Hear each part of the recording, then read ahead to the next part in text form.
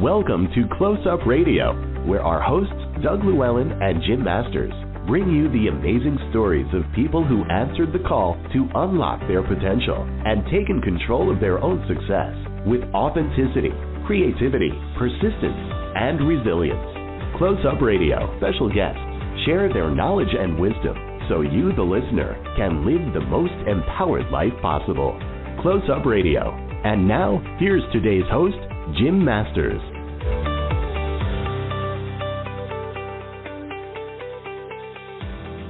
Thanks so much for joining us, everybody. We love having you with us today, and I hope you're in the mood for some really good, inspiring conversation, because that is definitely what we have in store for you. Hope your day is going well, and I hope everything is smooth and copacetic. If you're not having that great of a day, well, stick with us here at Close Up Radio, because our conversation that I have coming up with Joy Adler is going to be something that you're going to want to listen to again and again. It's going to be something that I think is going to move you and inspire you, which is really of great importance. You want to be inspired. You want to be moved.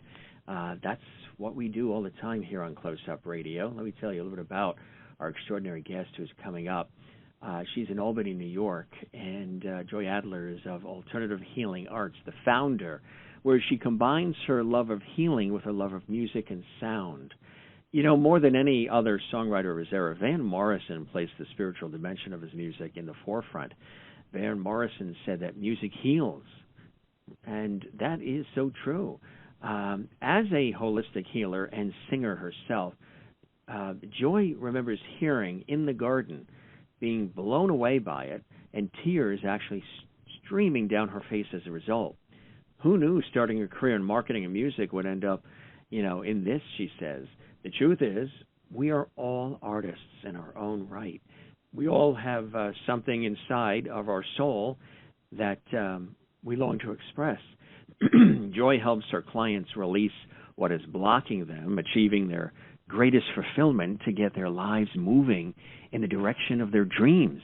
Her job is to present and really be compassionate for where we are, and that is, and being present as much as presenting, because we're all presenters in our own way during the course of our day, but you have to be present and compassionate as well for others as well as for yourself.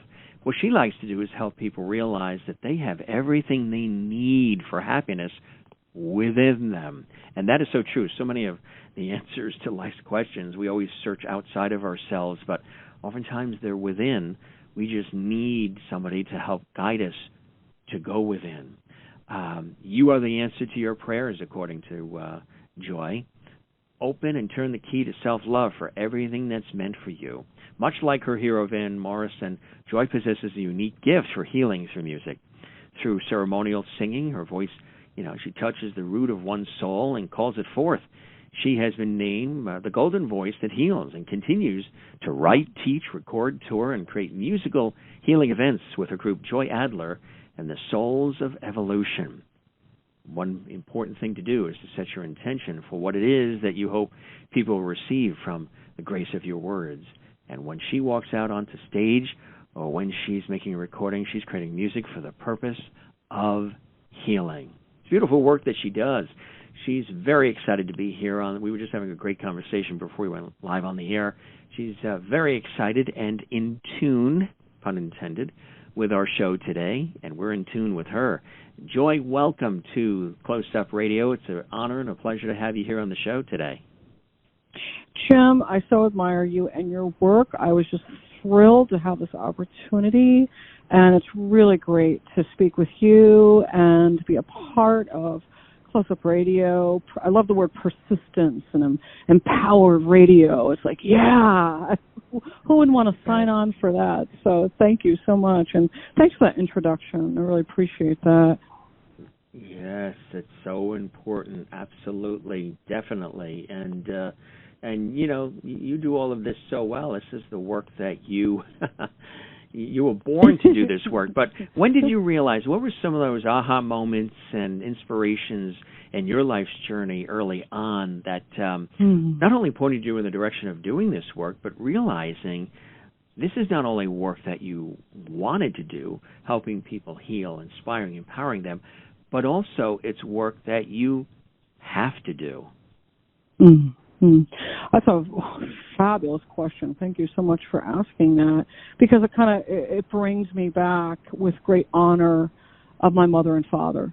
You know, my mom comes from a lineage of healers from Madeira Island in Portugal. And she would go from house to house when we were young, and I would just go with her, you know. My mom was old school. She was very relational. That was her culture. She helped everyone around her. She went out of her way. She was this generous spirit. But I knew my mother's love and care and compassion, Jim, helped others. But I had a bit of a science mind, right? And I wanted to know how and why it helped. So my desire for learning the science of healing was really satisfied by learning Barbara Brennan's work, who was a former NASA physicist. In my journey, I learned that there was a school that actually, a 4-year program that actually taught the science of healing. And I'm like, oh, now I can finally figure out how my mother was able to be present and compassionate, as well as her, you know, being a walking encyclopedia of natural remedies, of course, you know. But her love healed. It was a presence that I saw people light up from. And she was extremely humble. She didn't look at it like that, but I saw that her love healed. So there was my mother's maternal lineage experience, Jim. And then I had this very pivotal experience when I was a young girl, and my father was dying of bone cancer. And prior to him dying, he was in a coma for 2 weeks. And they called me and they said, you know, Joy, your dad's passing. You'd better come over. And I was, Jim, as you can imagine, as a young girl, I didn't know what to do. I felt helpless. You know, my father seemed to be in this other world. I knew he was leaving. I just didn't know what to do. So I did what I always would do. And I just sang to my dad. I just sang to him. And as I did, tears began to run down his cheeks. And I, in that moment, was given a great gift in my father's passing. He left me as still guiding me, because I needed to figure out, Jim, how can the music reach someone that is so seemingly far away? I've got to figure this out too. I need to learn the science of healing. There's the mom lineage, yeah. And then my father heard me singing to him and was moved by it when he was supposedly in a coma. How does that happen? So I needed to travel the world and find different ways and masters and people that knew that sound healed. And, of course, what did I learn? This is as old as time.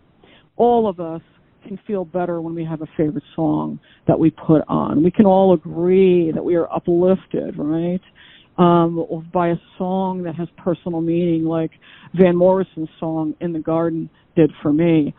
So the thing about Van Morrison and what you shared in the intro that's important, that was an answer to my query upon my father's death, was I heard that song and I was personally transformed in some way. And it was years later that I heard a rare interview from Van Morrison where he stated about the song In the Garden that he purposely set his intention to create a song that was healing for people upon listening. And when I heard that, it validated my experience of being transformed in some way upon hearing it, and my life was never the same. It validated for me that music heals, and I ended up doing a double thesis on reclaiming the self through one's creative nature. So that's a long answer to a short, deep question. But a good, solid, and passionate answer, which I would expect nothing less from Joy Adler. Interesting stuff, right? It really, really is, yes. And, you know, I also want people to know that you're department head of advanced studies for the Barbara Brennan School of Healing. That's amazing work, too, huh? Amazing work, because these are people that have completed, these are masters. You know, we have people from all over the world attend the school, you know, that have similar stories to me, that want to learn the science of healing. You know, and I'm the dean of the advanced studies, so that's the master's portion of the program in Florida, and then I'm the dean of the year one, so I kind of get to bookend the beginners and then the advanced. Well, that's really interesting because I'm ever experimenting, you know, and learning. I'm a forever student, Jim, you know, and I think as we should be, right? We're always here to grow and learn, so that's fascinating. And the great news is that we are about to launch the Barbara Brennan School of Healing Science in the capital region of New York State, which is important because it's a year one program. It's a regional program, Jim. We've been in New York City and then in New Jersey, but we're moving to the capital region. And the capital region is known for being, right, so close to Vermont, you know, very close to Massachusetts, the North Country, easily accessible from Montreal. We have, you know, once the borders open again, you know, we do have many Canadian students. And so it's a beautiful way. We have an international airport, Amtrak from New York City, easy on, easy off throughway. Do you know what I mean? It's that kind of location. And we will be at the Center for Natural Wellness School of Massage Therapy, a school within a school, to meet the unique needs of our students as they begin to learn the science of healing. Because what does this world need more than healers to help people as they struggle through these challenging times, you know? Yes, very, very important. It is. What do you think it is about art that is so key to our healing, Joy? Art. Here's the thing. We are all artists, as you said in the entry. You know, I have a brother who's very mechanical. For him, an engine is his canvas. Do you see? Super left-brained, can fix it, you know, just brilliant that way.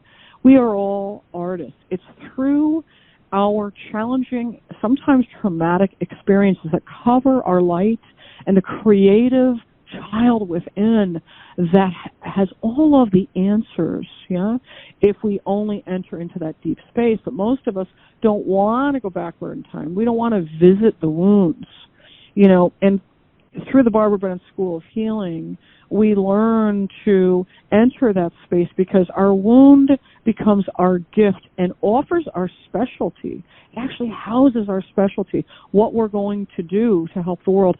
Jim, I was a songwriter and singer. I went to Barbara Brennan School of Healing to be a good healer like my mom, I put music on the back burner.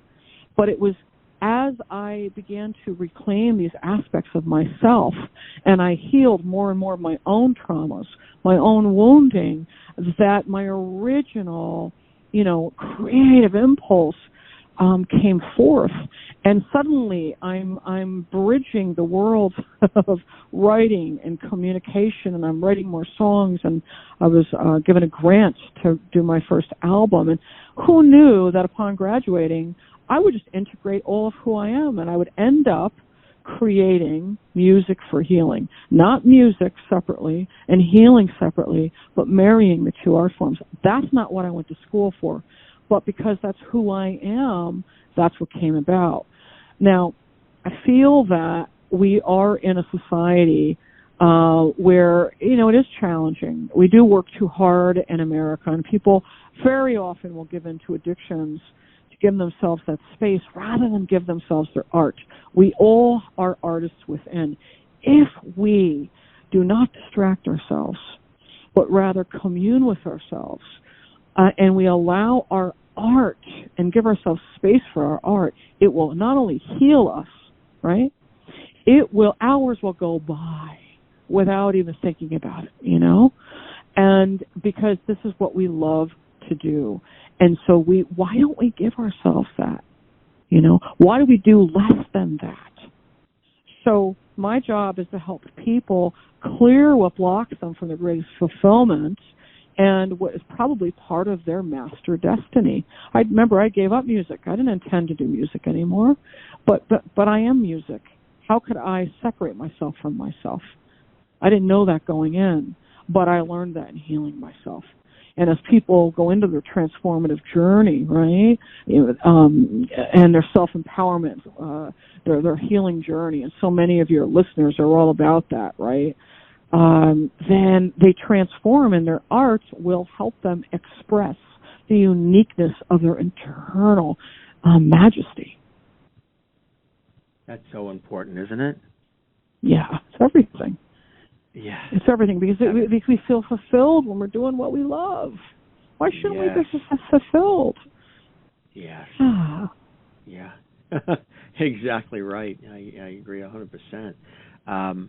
And one of the things that is so important, even at the outset, of course, and throughout this process, is having the dialogue, right? Yeah. Yeah. So the dialogue, I love that the dialogue. What does that mean? It's like a give and take. It represents a give and take, right? We're having a conversation. And I often say to my students, who listens to anybody? Really. All you have to do is turn on reality television to know that. Right? Everybody's less reacting. Than ever. They're all talking and yelling and speaking, but nobody's listening and feeling. Right, exactly. Right. And I'm always curious, are they going to resolve this conflict? Are they going to listen from their hearts? Are they going to listen to understand rather than to be understood? The tenets of communication are, of course, the foundation of counseling and healing. And so when healers are present with someone, we're listening with more than just our ears, with our entire being. Someone may be saying something and they might be talking from their head, but we're feeling something else in their presence. Can we be grounded? Can we be with another? Can we experience their inner dialogue while we're having an outer dialogue? How do we prove that we've heard them? Can we use paraphrasing? I mean, all the basics of communication, but it's really just about being present. Now, this is ancientness, Jim, right? In indigenous cultures, they would sit around the fire and use a talking stick, and everyone would respectfully listen to the one that was holding the talking stick. We have gotten so far away from that. How can we have fruitful dialogues without hearing one another? We don't have to agree. We just have to receive another's reality. And when we do that, we get to understand a perspective that we never would have gained had we not stopped to listen. Mm-hmm. And that broadens our horizon, expands the world. And what's more interesting than getting to know someone, how they think, how they feel, how they walk in the world, what their journey's been about? I can know a client, Jim, for 10 years, and they'll come in and share a story I have never heard before, didn't know. People are like diamonds, and each time we sit with them, if we're open and they feel that, they shift to another facet. You could speak with them and dialogue with them your whole life long and never know the entire book of their life. Mm-hmm. That is right. That is exactly right. And this is where... Of course, I'm preaching to the choir because you do that daily. Yeah. Bye. You and I are kindred spirits, same wavelength. We both come from the same planet, Venus, planet of love. Absolutely. And I'm a Libra on top of it, so I'm balance and harmony. You've got to have the balance, my brother. You have to. That's exactly right. And like very nicely leading and segueing into and playing off what you were just talking about, building a relationship with a new client and slowly but surely getting them to tap into these things inside of them is what is one of your main first initial goals and aims. And because you are an astute listener and you're empathetic, and because you're relatable, and because there is no, like judgment, and you are a great listening ear, versus sometimes, one's family and friends and even colleagues might mean well in what they're saying, but the way they're saying it is the same thing they've been saying for years, and it might be causing self-limiting beliefs. They may have you sized up and boxed in. You'll always be, Joy's that. That's how Joy is. Joy will always be that way. Joy will never be able to do this, that, and the other thing, and you'll never, change Joy or any of that. And, oh my God, you've met my family. I was going to say.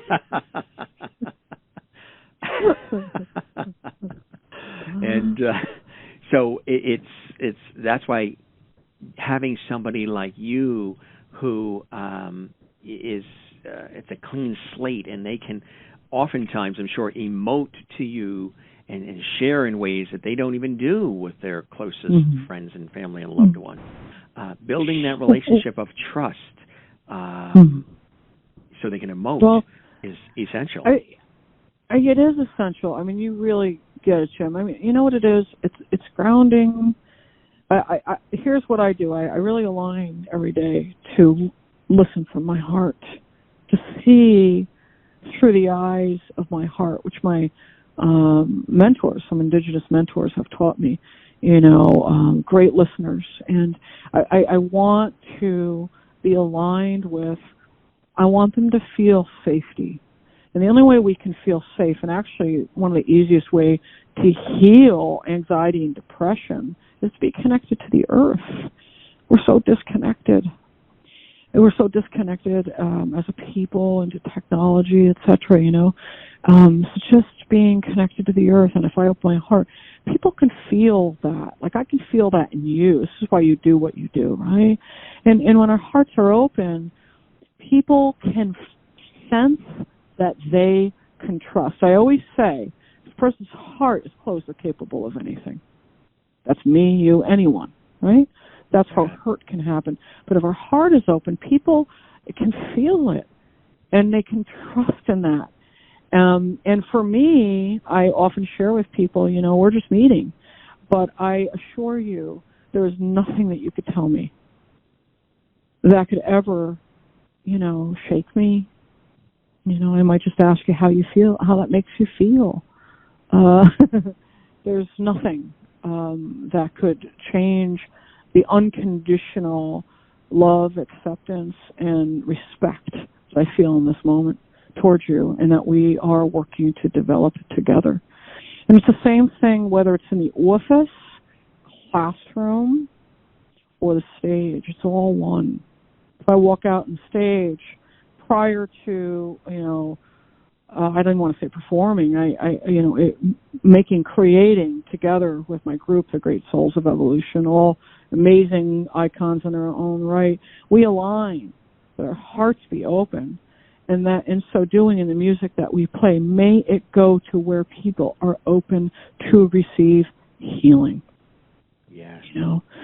Yeah. It's all one. And that's whether it's one-on-one, right. Whether it's That's a classroom setting, listening to a student, making sure we've heard them correctly, answering, expounding upon, dialoguing. Now we're in this together. And, of course, when one person asks a question, they might be asking for 4 other people, right? And so, and then in a concert setting, it's just being open, we call it at our school the undefended self, where we all have defenses, myself, you, everybody. We've all developed that. Thank God we did. We've survived this long, Jim. But it's through the process of self-healing that we melt them down, and it's like, I just want to lay myself bare. We have this beautiful, it's been a while, right, with COVID. Like, we're just getting together as a group. The good news is I was able to focus and working on a studio album called Mesmerized. And for me, I don't care about performing. It's got to be for a purpose, And on Saturday, July 17th, Souls of Evolution are playing for the first time since COVID, when we had to cancel concerts, like many other artists. And we're heading down to Coxsackie, New York, for the Unbridled Thoroughbred Foundation, which I really believe in. We're an area here close to Saratoga Springs, Jim, where, there's a lot of throwaways of beautiful, majestic thoroughbreds. So we feel very aligned with their foundation efforts to rescue this breed, and we want to help them with an auction that's coming up, and we invite listeners to join us. And please go to Unbridled Thoroughbred Foundation for that. And we're going to have an auction. We're going to play music. And you know what we're going to do, Jim? We're going to sing to the rescued horses.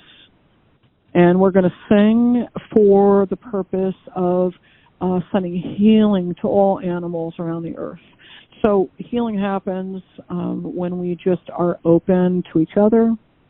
And our purpose as we walk into the day, what if we just all aligned with every person I meet, I'm going to feel better, feel uplifted from my presence. We all have the ability to heal in every interaction. And, so we're all healers too. Absolutely right. Yeah, I agree. Yeah. Tapping into it is what it's all about. Quickly here, I can't believe we only have like 2-3 minutes left. This relationship. Where did the time go? Just in a New York minute. The relationship with the music of Van Morrison, and then also your song, Eagle That Flies. Tell us a bit about those. Oh, my gosh. Well, I have... You need more than 2 minutes for that, right? No, I need to... listen, I'm very, very fortunate to have musical mentors.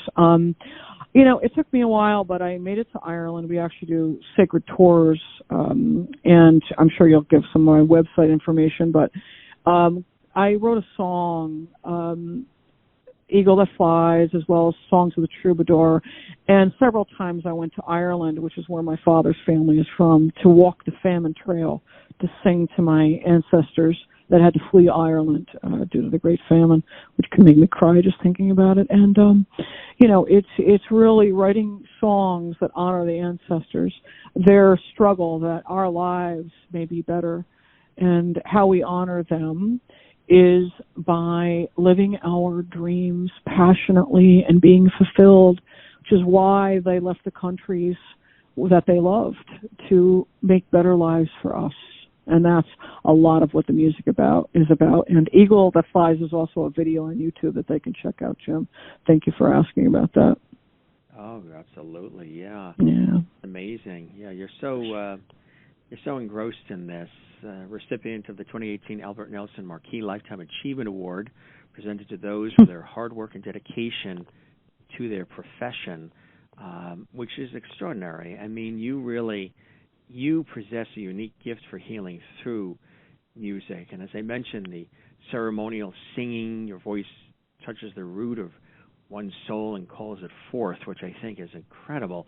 That's why you're named the Golden Voice, that heals and continues to write, teach, record, tour, and create musical healing events with Joy Adler and the Souls of Evolution. If folks want to learn more, and hopefully we'll have you back and chat a little bit more, but the website is www.joyadler.com. Joy, J-O-Y, Adler, A-D-L-E-R.com, to connect with Joy, founder of Alternative Healing Arts, where she combines her love of healing with her love of music and sound, and she shares it with the world. Joy, this was really a true pleasure, and again, it went Thank you so much. Way too fast. Way too fast. See, that's when you're doing what you love to do. I just wanted to add one thing. Joy Adler Music is the music site. So joyadlermusic.com, second site. But anyway, Excellent. So much fun, Jim. Thank you for being such a great listener. Thank you for pleasure. allowing me to share my passion. And, folks, just put on a song that uplifts you when you're having a tough day. Music does heal.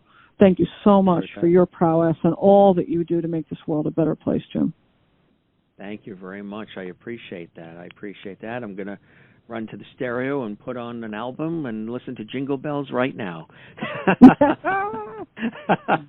You take care, Whatever Joy. And again, that's right, exactly. Thanks for being with us. I appreciate it. JoyAdler.com and then also JoyAdlerMusic.com. Thanks for being with us. You as well. Jim Masters, your host. Thank you for your time this time. Till next time on Close Up Radio. Thanks for joining us, everybody. And we hope you have a terrific day. And stay tuned. More great guests and more fantastic conversation coming up in just a moment right here on Close Up Radio. Till then, for all of us, have a terrific day, and bye for now.